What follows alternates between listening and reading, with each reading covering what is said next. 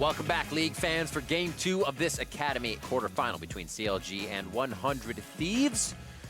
Looking at what happened last game, CLG obviously looking to bounce back. It is a best of 5. You figure out a little bit about your opponent within Game 1, and everybody plays different in a series, so hopefully they can buckle down, look to extend it in their favor. Yeah, it was a very slow start to the game. First 10 minutes, pretty even overall. Don't think there's too much to look at in terms of draft because the two comps were very, very similar. And I think this was really a game that came down to execution. In the early game, CLG was playing the skirmishes better, and then they started making some questionable engage attempts where they flub it or they tried to force around the Baron buff, and both of those are things that you can clean up and you need to focus more on as a player than as a kind of system. What do we need to fix in the draft or something? And I think a lot of things, we saw Linsanity doing quite well in that mid lane on Rise. A lot of the action was brought around that mid lane. He didn't have to do too much roaming. A lot of Rift Herald and then just above in the river. So everything was kind of coordinated around those guys. And once they could just fill that bad area with Lamb's Respite, they seemed like they were good to go. Yeah, it's definitely a different kind of mid lane Rise game a lot of the time. They're kind of doing that even farming for a little bit, and then they start breaking off into the side lane and getting some advantages against the standard mages you pick them into. That was not the case this time around, where Linsanity lost his flash early, then lost his 2 turrets in a row, then went topside and was getting pushed in by an Orianna, and then out of nowhere started having really, really good team fights and setting his team up for a lot of those as 100 Thieves make their way back on stage. Indeed. Could feel refreshed good after a Game 1. They have a strategic and coach to discuss what to pick, what to choose, and an interesting kind of sleight of hand, a change in the way that Levi plays and the way they use his hand, I should say, to way we saw in Gigabyte Marines. That coach said, yo, we can stretch the box so far with him. And then here he's kind of, you're allowed to run free and have aggression, but we're going to run these compositions. And he seems to be molding to that well. Yeah, I think it's a big part of just how the communication works. And that's why we were saying Wiggly might have the advantage in how the team plays around him. Because with CLG, Wiggly wants to play aggressive. Teams all speak in the same language, literally, and can very easily communicate with what he wants to do. On Gigabyte Marines, they're all speaking Vietnamese, and they play 100% around Levi and exactly what he wants, and they'll make weird comps that fit with whatever he wants to do. A lot harder to pull off if you're not on the same page 100% of the time. And so, like you said, Levi, still being a mechanical god in a lot of ways, is given the freedom to run around and do whatever he wants in 100 Thieves, but the rest of the team is not bending over backwards to accommodate that. So 100 Thieves moving over to blue side. My question kind of is, what kind of game do Counter Logic Gaming play here? Do they what do they counter with that last pick on red? Is it a mid focus? Is it a top focus? What do you think is best for them? I think based off the players, I wouldn't mind seeing a more topside focused pick for Fallen Bandit. I think anything can work, obviously. And like we said in the previous draft, it wasn't the kind of thing where they lost the game out due to the draft. But now that you are on red side, and you don't want to take advantage of the red side and actually get strong counter picks. The Kennen was one that got banned out, I believe, last game. It's something that Fallen Bandit does play from time to time when he's not getting the Mundo, which he also didn't get last game. So if they want to go for a more carry-oriented pick, that would be my guess. We'll have to see what they choose to go for here. We are into ban phase 1. What knowledge do they bestow upon us of the suspensions? Interesting to see. I saw 2 staff members on stage for 100 Thieves. Right, yeah, actually, that's what I was saying. Executioner Ken, who was a challenger player who was support, I believe, spent a lot of time between Season 3 and Season 5, Season 6-ish, competing in those challenger events. And good to see he's still a part of the scene, now coaching with 100 Thieves. Hopefully he has good execution. As a coach? Yeah. Aatrox, figured we see him down there on the darkened ban bench. And Akali, Varus, Nocturne, so we might see that Morgana coming into play than the first one. And I'm not sure. We'll see. I think the Rakan is another thing you can look at. Because as much as CLG did mess up some of the engages, you saw the power that it presented. And now that 100 Thieves is on the blue side, they don't have to ban out the Aatrox. Maybe that gets thrown onto the ban list. Both teams banning out the blue side Akali, and we get the brand. Ooh. A throwback to CLG Academies. Yeah. More experimental days near the start of the split, when everyone was trying different stuff in the bot lane, they did use some of those Brand games. Otto loves Brand. He had a few plays on it. There's the Kindred again instantly for 100 Thieves Academy.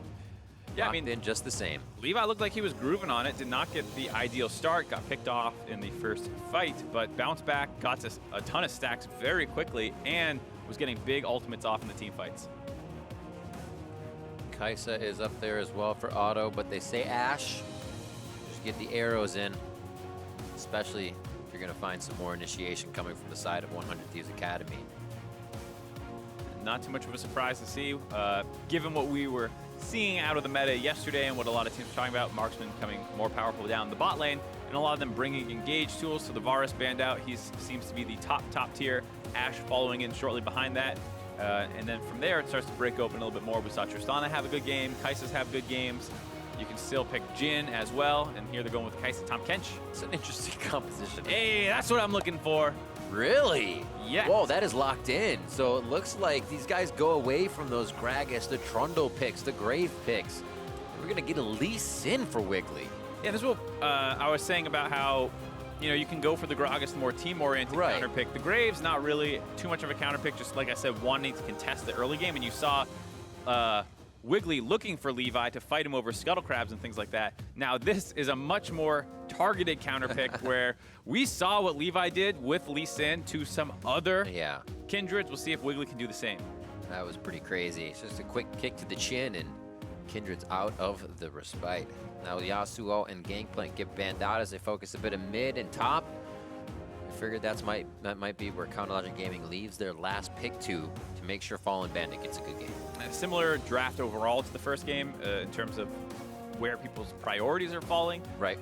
Once again, we're matched in the bot lane, both picks taken down there, as well as these junglers locked in. And so you're left once again with people kind of not wanting to target ban themselves out and not wanting to ban the enemy out too much as a result. No Syndra this time because CLG might be looking for, oh, never mind, as I say that. You're right, no Syndra this time. It was going to be notable because it feels like that is a little bit of Tuesday's blind pick that he wants to play. And so it did receive some buffs recently. The base damage going up 20 on the rank 1 Q. Yeah. Is pretty substantial in the first huge for wave 2 to 3 levels. But instead it's going to be Fallen Bandit's Mundo. So they leave it for Tuesday. Yeah, like you said, 9 picks on the Mundo. Yeah, now it is. Jeez. Fallen Bandit was feeling good. A big abuser on that pick. No, pick the Kennen. Even though it's really bad if you fall behind against Mundo. Feels like 100 Thieves are once again opting into another team fight, team comp. They have the Kai'Sa, they have Kindred, Tahm Kench. They have a lot of good tools to fight front to back. So go secure that front line for yourself with the Cho'Gath pick. All right, so we need a mid laner for Linsanity. Rise again, why not? Had good movement, and they actually have a lot of global movement on that side already. Orianna lock in. They want a rematch in the mid lane. I see both teams thinking what I was kind of saying. You know, hey, that game was pretty close. Either one could have won that if they just execute a little bit better. So let's basically run back the same style comps with the big change being the hard counter pick into the Kindred.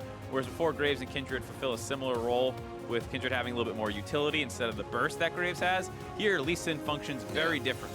It was a great game. You can fall into that trap of, oh, no, it's a good comp. We just played it wrong. Then you figure out next game, you're like, oh, no, actually, that was a bad comp, and we're playing it okay. So, yeah, I mean, Levi... No falling into that here. Levi definitely had some good team fight ultimates where maybe if they had a Lee Sin to punt him out, they could have instantly killed him. Yeah. So maybe that's what they're going for here. Being able to punish those on-reaction Kindred ults to the Orianna. Now Lee Sin has the follow-up. I want to see, because having that dragon kick, you kind of have to save it. There are moments where you might want to use it. You have a good knock-up, but you are kind of that priority kick for Kindred in her ultimate. See if Wiggly can keep that in mind. See what his mind's telling him and his body goes to do. Yeah, see if he's on the same page. And it's an interesting pick because a lot of people talk about how many things disrupt Lee Sin's combos and how unfun it is to play against sometimes. If someone can get eaten by Tahm Kench to stop you from kicking him back in, or if you just get silenced out of your combo, if Cho'Gath is in position to interrupt with the silence, it'd be very difficult. But Wiggly seems up to the challenge because he saw the Tahm Kench as soon as he went for it. All right, we're about to be on the rift for Game 2 here between 100 Thieves and Counterlogic Gaming Academy. for your second quarterfinal match here in the summer playoffs for the North American Academy League. It's a mouthful, tongue twister. A lot of academy. A lot of academy, a lot of words, a lot of syllables. We'll get through it. Into game 2, the players get through this best-of-5 series as well. Could be many more games to go. You have to leave everything on the rift for each game. We're going to have a Mountain Drake first, which could cause a little spice on the bot side of the map. 30 seconds until minions spawn. Unlike last game, there is a lot of focus, it feels like, on CLG's ability to get ahead early game. The Lee Sin pick should be trying to force some action. Has better options than the Graves in terms of even just ganking lanes, let alone trying to kill the Kindred at 6 or anything like that. So last game, everything was almost identical across the board.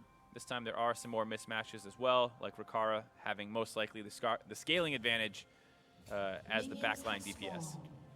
Looking for no unsealed, so we just have the TPs hold for 3 members of 100 Thieves. And just 2 on the side of CLG, so we'll see how those come into play. Like I said before, a very mobile team here. You have Abyssal Voyage, Rikara has that TP, Linsanity with Realm Warp. They can get themselves across the map very fast.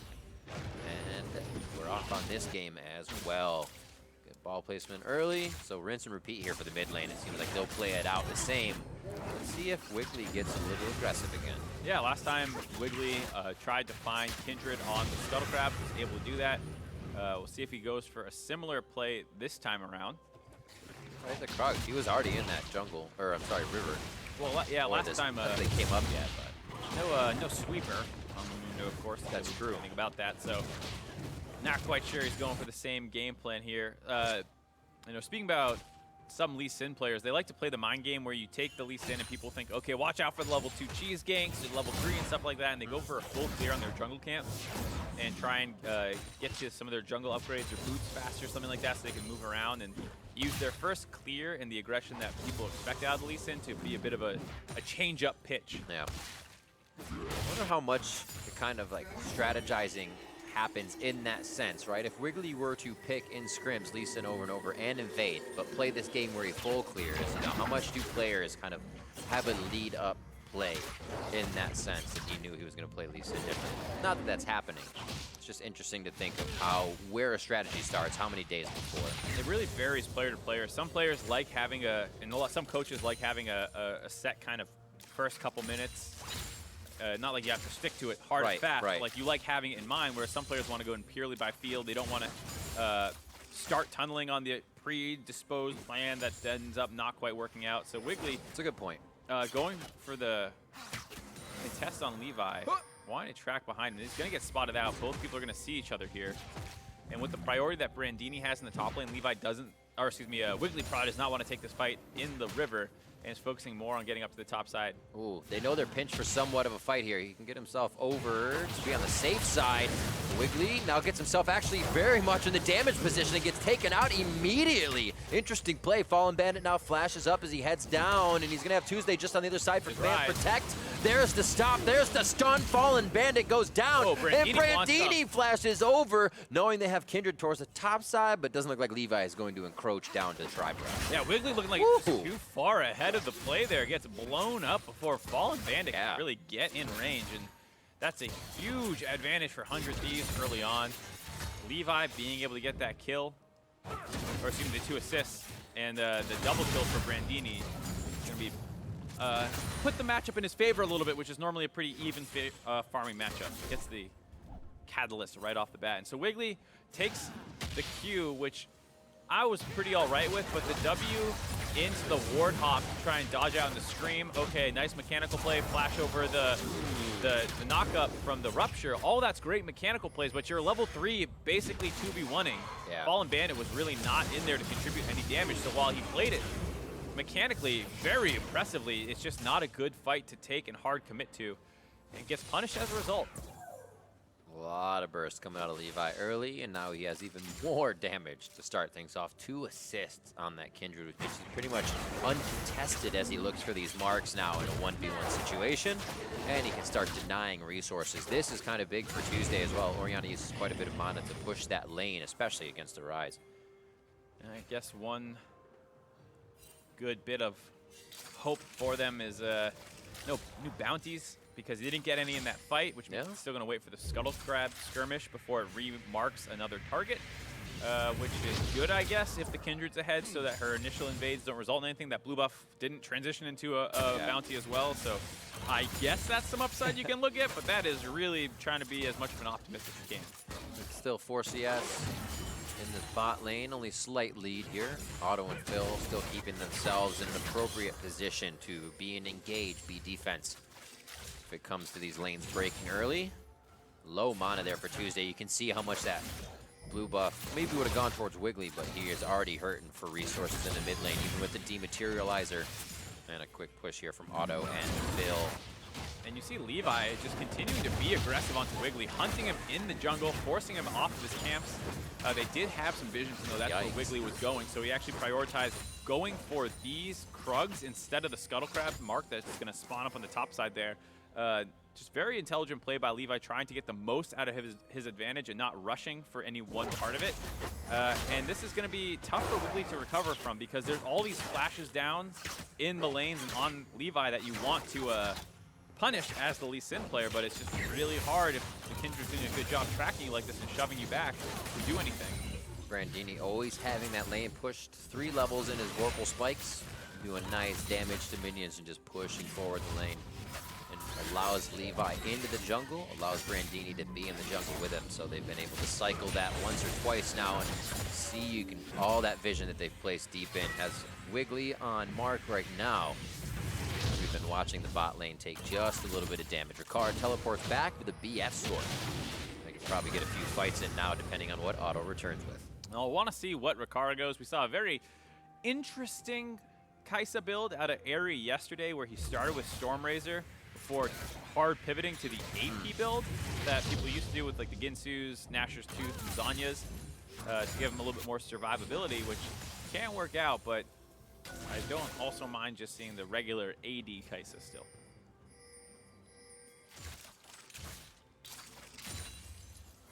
$60-60 in CS mid. 100 Thieves breaks the lanes just a little early. Turrets are still up on all sides, but they're trying to move the wards in, find where Wiggly is.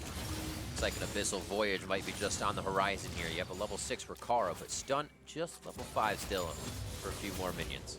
Just dipping into the river, getting some vision control, putting some pressure on the enemy. As soon as you leave that and you know you have good vision control, you can actually just sit in the river. This is, how annoying is that? Yeah. You're walking into the early part of your jungle, you already see him.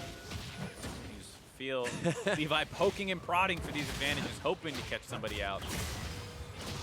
But that river hiding thing that Stunt is doing, I mean, this is something Lemonation used to do all the time, way back in Season 3 and Season 4. When, and Azira's. Yeah, what you would do is you would get pressure in the bot lane, push them in, and then go stand in the river. And they don't know if you're roaming. They can't play aggressive in the bot lane because they don't know if you're roaming. So it really just controls both lanes without actually needing to commit to either. So good. His Zyra Morgana, too. Those things that have just long enough range to hit you from the fog of war. Yeah, you walk forward. Annoying. Maybe I'll put a ward in the river, see if he's there. Oh, he's there. Oh, the good old days. Coming up on 9 minutes here, and that Mountain Drake has not tempted anybody too much. A quick smite coming in from Levi. Does get his Raptors. He does lose the little ones. Still needs to be careful as Levi to not get insta-gibbed while he is ahead. Orianna Lee Sin at 6 has plenty of damage to do that, so you can see Levi not willing to jump forward into the 2v1 at all. Nice trade. Very nice shots.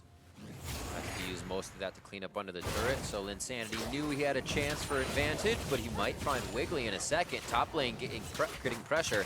If they see Levi, they might go on Linsanity. It looks like Linsanity pulls back in mid as Fallen Bandit keeps himself safe as well, so no action just yet. Other than those early kills on that top side of the map, Wiggly going a little too hard. Those 2 kills picked up by Brandini and assist for Levi. So many wards on top of Wiggly all game long. Everyone just knows where he is this entire time, and now they know, hey, Tuesday's coming too. Let's be annoying, but let's not hard commit here because the mid laner's coming down as well. It does come with the downside of having to lose their turret, most likely. I like the switch. They said, yeah, we're getting Krugs, but we have enough people to take the turret down. Let's try to make the map in our favor. as 100 Thieves has kind of been on the forefront of making things happen. Nice disengage there, so Linsanity cannot get a good fight in. Level 6s all around the map means ultimates could come out in these fights. Very tense right now as the turrets are inches from going down, but also the fight's that close from happening. And once again, the team that kind of sends their pressure up to the top side is the team that falls behind the turret race, but this time 100 Thieves is actually able to answer it, whereas last time CLG just lost the bot lane turret and couldn't get the top one. Levi a little out of position. And they finally clear that ward up in the top side. Brandini, after getting the 2 kills, picked that up and put it in the top lane, which is in that brush that's near that red buff. And that was actually one of the things that allowed Levi to track Wiggly so well in the next couple of minutes. And it's one of those things that you might not notice, but was probably one of the biggest factors of the last 5 minutes after the 2-0. It's kind of you get to this point where you're like, how are they doing this? And then you have to ask yourself that. You're like, there's probably vision we don't know about. Simple answer. You do it in solo queue, I'm getting ghosted when you're streaming. You do it in competitive play, they're good at warding. I have 8 viewers, why are they ghosting? Here, Tuesday finally getting his blue buff. This will feel nice to be able to kind of set back Linsanity from being able to put him under his turret the whole time. And they start to put down a few of their own pink wards so they can also defend their jungle. So we'll watch Tuesday for a bit, see how he does in that CS area. As Tom Kench makes his way back down towards the bot lane. So quiet here in the mid game. I think teams are definitely respecting the movement of each other, but also not getting the engages they want. So you get that hesitant play. Trade those grass procs top laners. Oh, does actually. Oh, hello. Hey, this is important. Double here. This is an easy dive with the Lamb's Respite if they have to go under the turret. If he even makes it that far. Fallen Bandit looking for the wall. Flash is already down, and he goes down with it. 28 seconds on the clock for him as Tuesday getting engaged down in the mid lane. One more lick could be it. It's going to get hit by the tongue. He gets devoured up, and Rikara could have his... Oh, he gets it off. Very nicely done, but now it's a 3v1 as he walks himself right into another fight. A great safeguard coming in from Wiggly at the last second, and now the fight could continue. Unbreakable goes up as Wiggly looks for a sonic wave. No resonating strike to follow as you see Brandini still trying to walk out of the jungle, but could engage on the back of these guys if he comes through the right spot. It looks like they see him coming through though. Yeah, those early trades up in the top side, not only baiting us into a false sense of security, felt like Fallen Bandit as well. Both of them trying to get their last possible grasp proc off. Probably actually what baited that and allowed Linsanity to get the nice Rise Realm Warp in. Scuttle Crab goes to Wiggly. Little denial there. But yeah, that bait got them the kill, but it did cost them a lot of flashes. Both Levi and Linsanity needed to go for it. As that was kind of breaking down, they found another opportunity in the mid lane, but Rikara was not actually able to get his ultimate off to get the final gap closer. The W missed. Stunt's going to get the stun. And then when Levi shows back up, doesn't think he's going to get insta-gived like that. And Wiggly's extra damage that he threw in kind of kept him alive. Those are the ones that feel good as well for CLG. Being able to save your teammate at the last moment, get that play in your favor, build a little confidence. It also starts to create that timer for 100 Thieves. The more that kind of play happens, the more likely you are to, oh, I want to go for it. I want to make that play. CLG keeps coming out on top. You just pull your hair out eventually watching people walk away with 100 HP. It's crazy. Yeah, I mean, as much as the mental warfare is valuable. It's true. 100 Thieves are still ahead in the game overall, 3-1 in kills. They also have the Mountain Drake in their favor now, so still feeling pretty good, I would hope, despite the frustrations of Tuesday living. And a nice sneak there.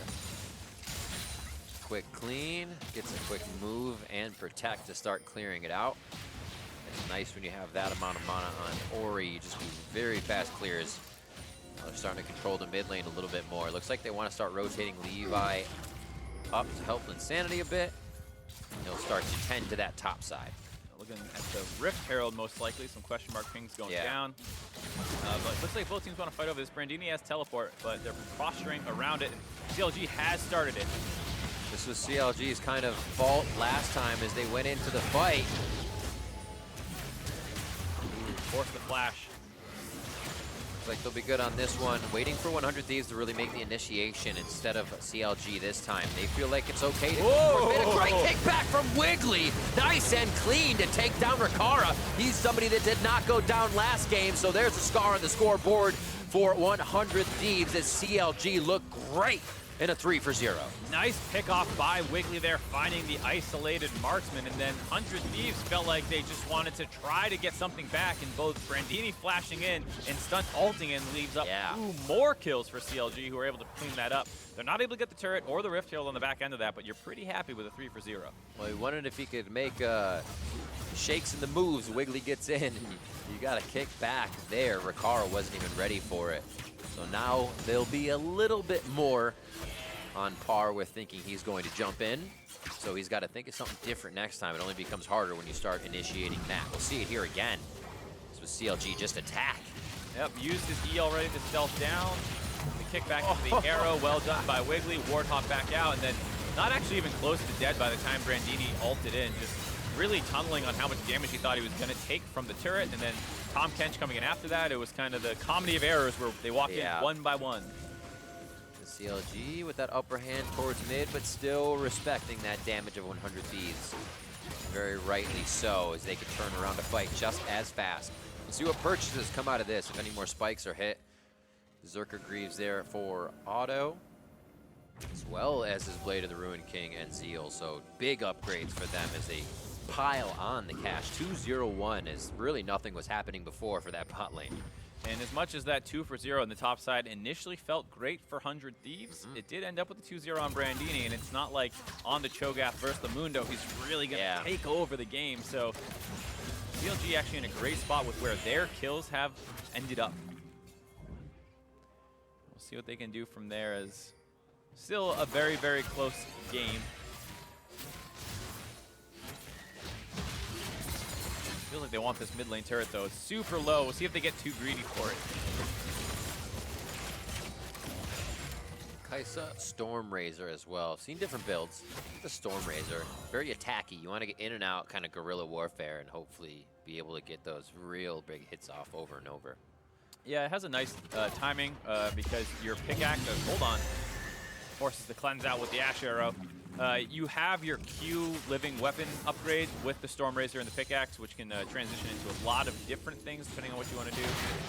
We'll have to see what he goes for, but with how much flexibility there is with Kaisa, getting your Q upgrade just with these 2.5 items, whatever you want to call it, 1.5 items, is pretty big. Little spread from CLG. They see Wiggly and Tuesday top. 100 Thieves may decide that they can take a little bit more pressure onto the mid lane here. Actually stopping the wave as soon as it gets up to the turret means they're going to want to put some damage down. Seeing Phil come back means they can't step too much closer. And things kind of stall out for the time being. Waves to be cleared on the side, and they have to do a little janitorial duty to Fallen Bandit's wave. I think 100 Thieves have lost a lot of their vision due to CLG's great clearing, so it's harder for them to move in now, and that's how CLG's starting to fight back. Yeah, I mean, ever since that one Rift Herald fight, 100 Thieves has definitely kind of been more pinned into the base. They get a blue trinket down to know that this is happening again, but they're really not in a position to contest this at all. Levi down the bot side. No teleport for Brandini after the last fight, so you know this one's going to go over to CLG, getting their second straight Rift Herald of the series. That objective control coming into play for a big chunk of change last game. They were able to send it right down mid for 2 turrets. And then 100 Thieves was kind of able to answer back. It was when CLG really committed to something overall on the map. 100 Thieves said, all right, we see that and we see the way around it if we win this fight. And it's up to CLG to prevent that from happening.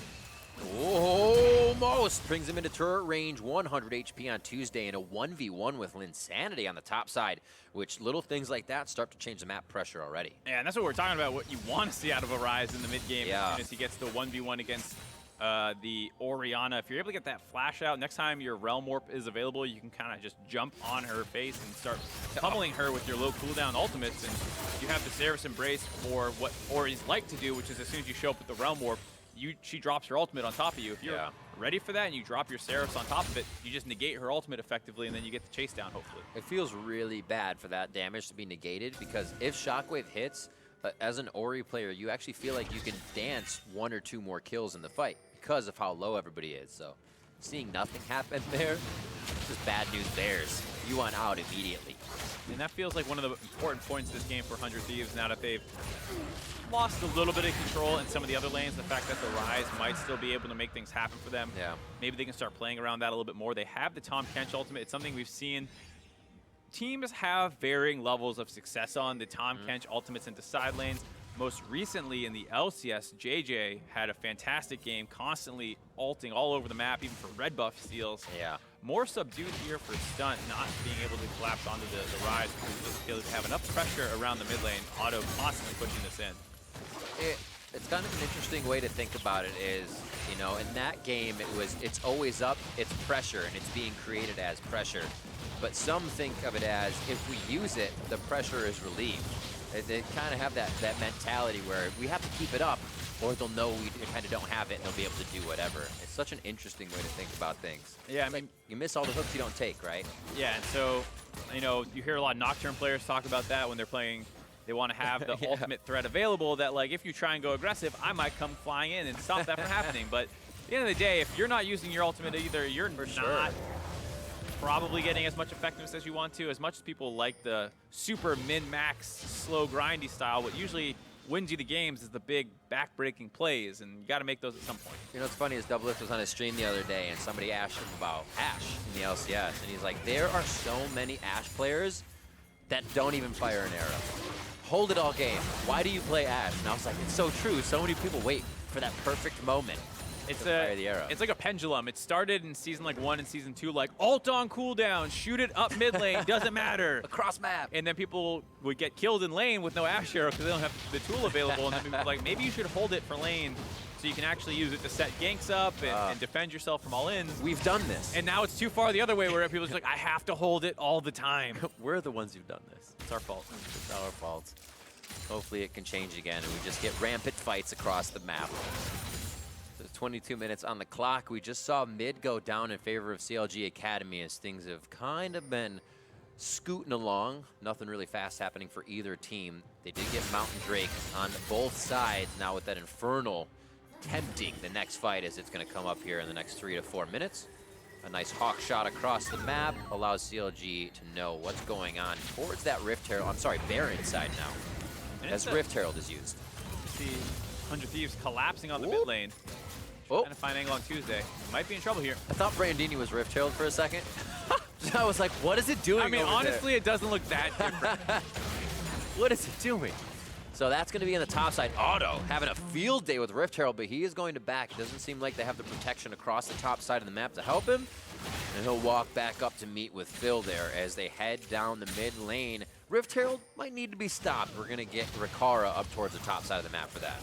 Yeah, no surprise to see Otto not want to handhold that one into the inner turret. Still going to get the charge off, but doesn't want a Tahm Kench ult coming in and punishing for sticking with it.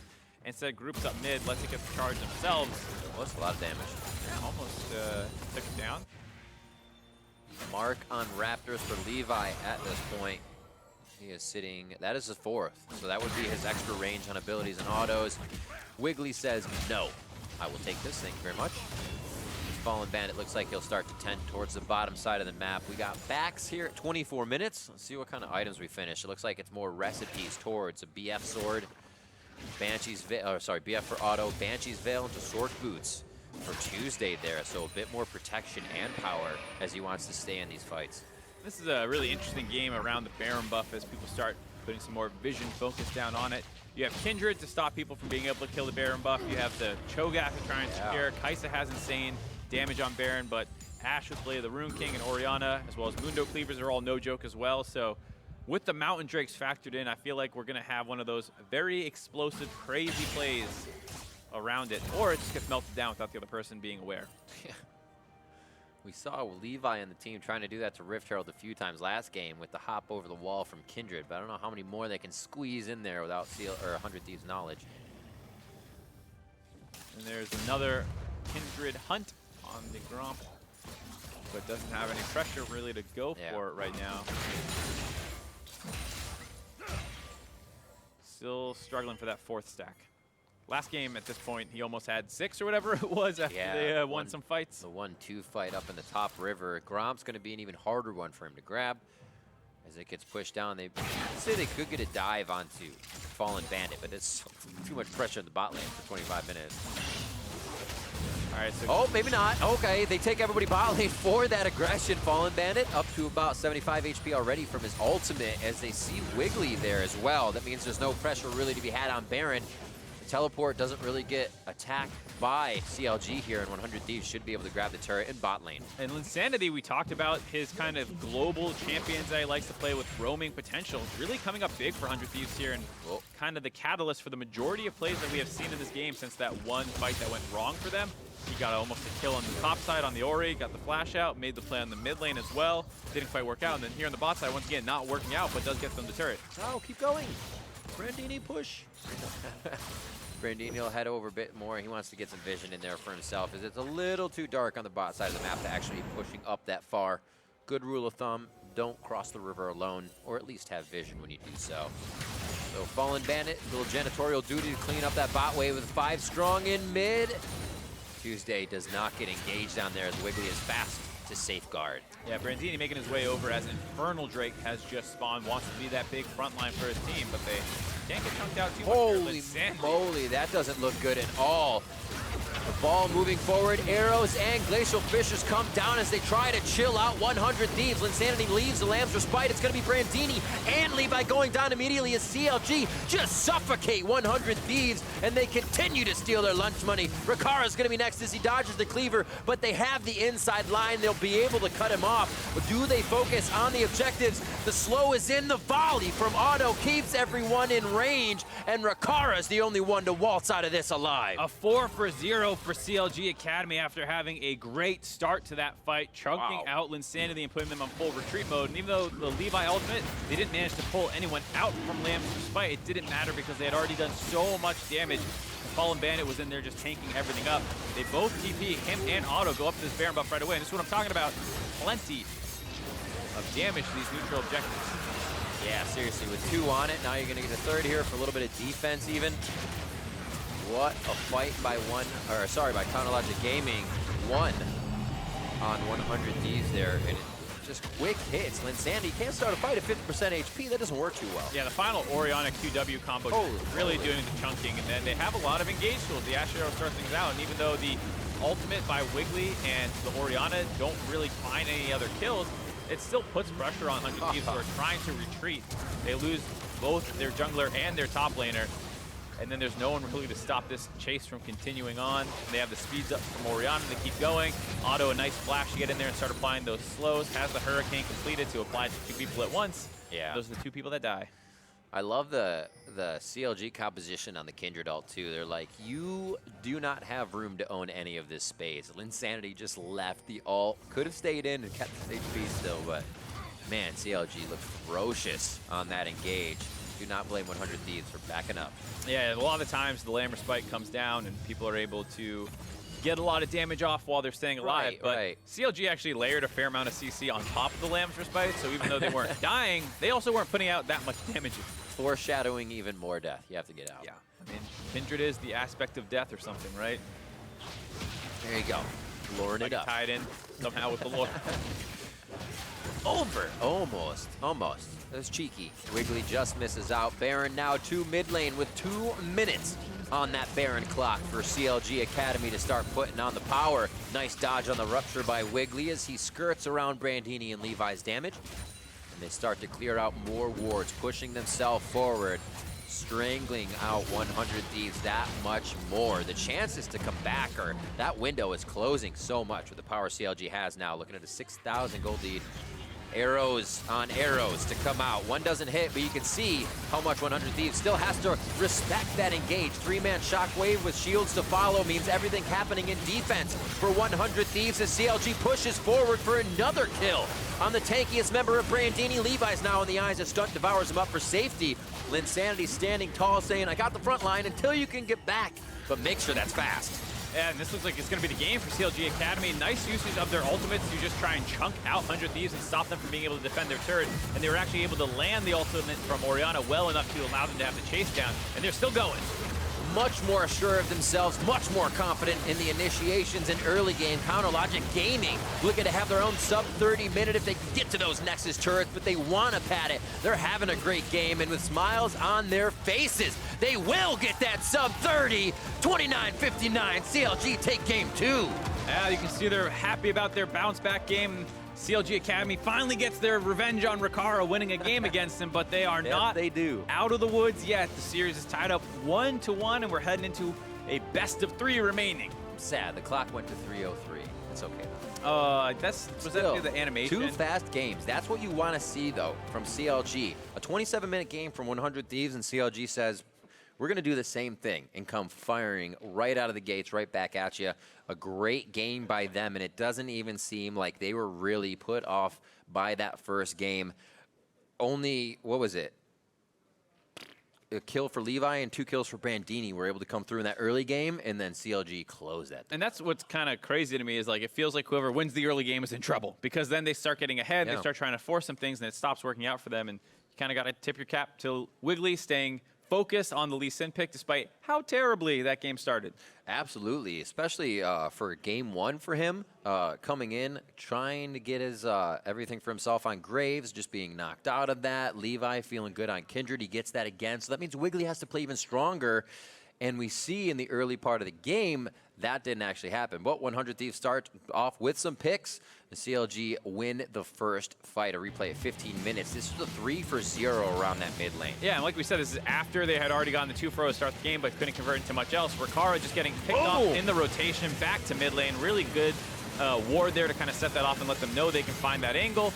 And then the rest of the team just wants to try and save him, but they just keep coming in too little, too late. Gives them 3 more kills, and after that, we kind of hit that even game state where it didn't feel like there was too much for either team to do, and it was on Linsanity moving around the map, and he was still kind of forcing some action, but wasn't getting enough of a conversion on any of his plays. Right, our next replay is 26 minutes in, and CLG Academy's 4-for-0 at Baron. And you could say this kind of clinched the lead for them. And Linsanity just walking too far forward after having a good game, gets chunked out here and puts his team on the defensive part of this fight after having the initial position.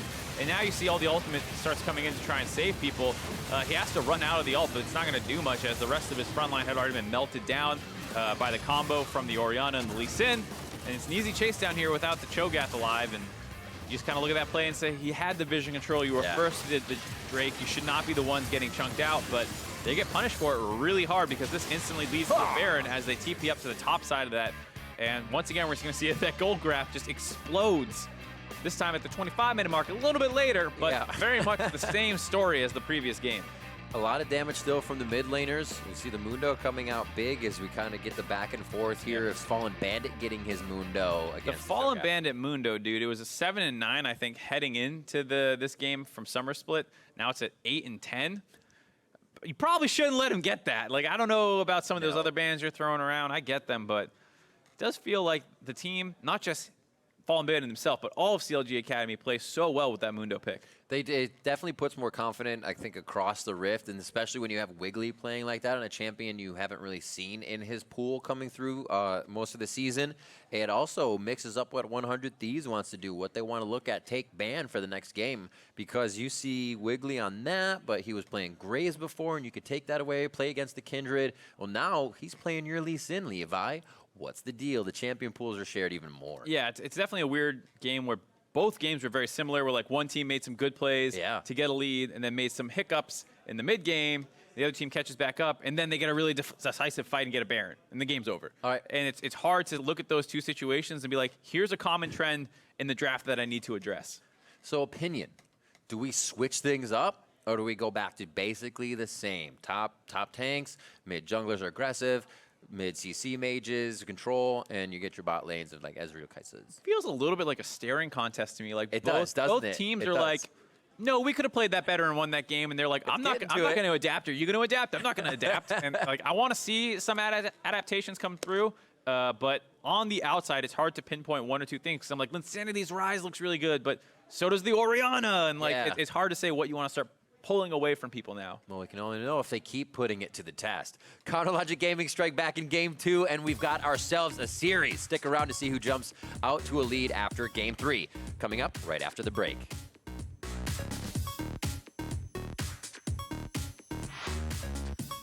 Wiggly now gets himself actually very much in the damage position and gets taken out immediately.